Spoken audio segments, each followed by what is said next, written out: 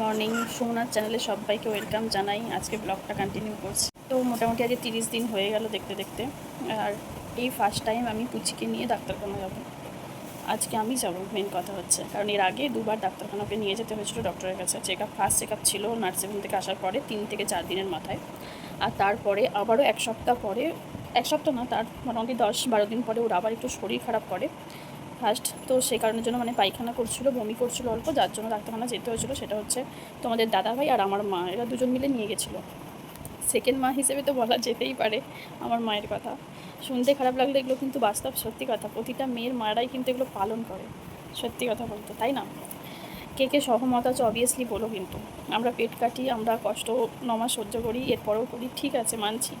কিন্তু আমাদের মায়েরা না থাকলে এগুলো হয়তো পাওয়াটা সম্ভব হতো না। যেমন হাজব্যান্ডকেও প্রয়োজন পড়ে প্রত্যেকটা পদে, তেমন কিন্তু প্রত্যেকটা পদে পদে মাদেরকে ভীষণ জরুরি, মানে সঙ্গে থাকাটা বা মায়ের সেবা পাওয়াটা, সত্যি কথা বলছি। আর এটা যারা পায়নি তারা তো মনে করবো যে আমাদের থেকেও জঘন্য কষ্ট করছে। আজকে জুনের 2 তারিখ। এবার সমস্যাটা হচ্ছে ওকে এর আগে আমি পায়খানার ওষুধ মা এবং তোমাদের দাদাভাই যখন গেছিলো তখন ওকে দিয়েছিল, ঠিক আছে? সেই মেডিসিনটা ওকে আমি খাওয়াচ্ছিলাম। সমস্যা হচ্ছে সেই মেডিসিনটা ওকে আমি যখনই খাওয়াচ্ছি, পায়খানার প্রবলেমটা মিটেছে, যখনই মেডিসিনটা আমি ওকে খাওয়াচ্ছি দেখছি ও বমিটা বারে বারে করে ফেলছে। কিছু তো একটা সমস্যা হচ্ছে, নয় ওই ওষুধের গন্ধটাও নিতে পারছে না, বা ওষুধটা ওর সাথে স্যুট করছে না, কিছু তো একটা সমস্যা হতে পারে। তো যার জন্য ভাবছিলাম যে ডাক্তারের সাথে আরেকবার কথা বলি। প্লাস ওর সর্দিটাও অনেকটা রয়েছে, একটা আওয়াজ হচ্ছে ঘর করে। প্লাস ধরো আমাদের যেরকম বড় মানুষদের সর্দি প্রচণ্ড হয়ে গেলে আমরা বারবার এরকম করে গলা ঝাড়তে থাকি, বা গা গোলালে আমরা অ্যাটাক করি, খেতে বসে খেতে পাচ্ছি না, এগুলো আমাদেরও হয়। তো ও দেখছি সেরকমই, খেতে খেতে দেখতে পাচ্ছি যে বারবার এই আওয়াজগুলো করছে, বা গলার আওয়াজ করছে, গলা ঝাড়ার একটা আওয়াজ করছে।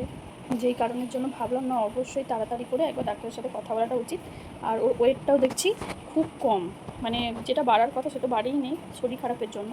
তারপর ঠিকঠাক খাচ্ছে না। আর একটা মানুষ খেয়ে যদি তার পেটে কিছু রাখতেই না পারে, তার ওয়েটটা কী করে ব্যালেন্স হবে বা বাড়বে, তোমরাই বলো।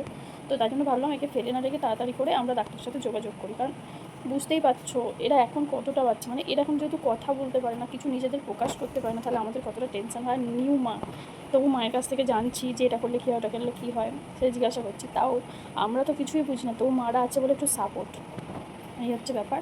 তাই ভাবলাম ইমিডিয়েট আমি যোগাযোগ করি ডাক্তারের সাথে। আর যেহেতু তোমাদের দাদাভাই এ বাড়িতে থাকেইনি, বেশ কিছুদিন ধরে ও বাড়িতেই রয়েছে, তো আজকে আমি কালকে ফোন করে বললাম যে এমার্জেন্সি আসো, আজকে সকালবেলা কাজ হোক না হোক অবশ্যই আগে আমি মেয়েকে চিকিৎসা নিয়ে আগে ডাক্তারখানায় যাবো, তারপর তার কথা। এবার আমার যেহেতু এই 30 দিন হয়েছে, 1 মাস হয়েছে বলা চলে, একটু তো কষ্ট হবে এই কাটা অবস্থায় যেতে। কিন্তু ওই যে বললাম বাচ্চার কাছে এটা তুচ্ছ কষ্টটা, মা তখন ঠিকই বলতো কথাটা। এখন সত্যি মানছি যে তোদের কাছে আমাদের কষ্ট কিছুই মনে হয় না, কষ্ট হলেও তোদের হাসি দেখলে সব ভুলে যাই। এই কথাটা সত্যি রিয়েল বাস্তব কথা। তাহলে ওর যখন শরীর খারাপ হয়েছে আমার মনে হচ্ছে আমার শরীর খারাপটা তো তুচ্ছ, ওরটাই আগে, এটা ফিল নিজের থেকে এসে যায়। সেই ওষুধ, যে ওষুধটা খাওয়ালে ওর বারবার করে বমি করছে,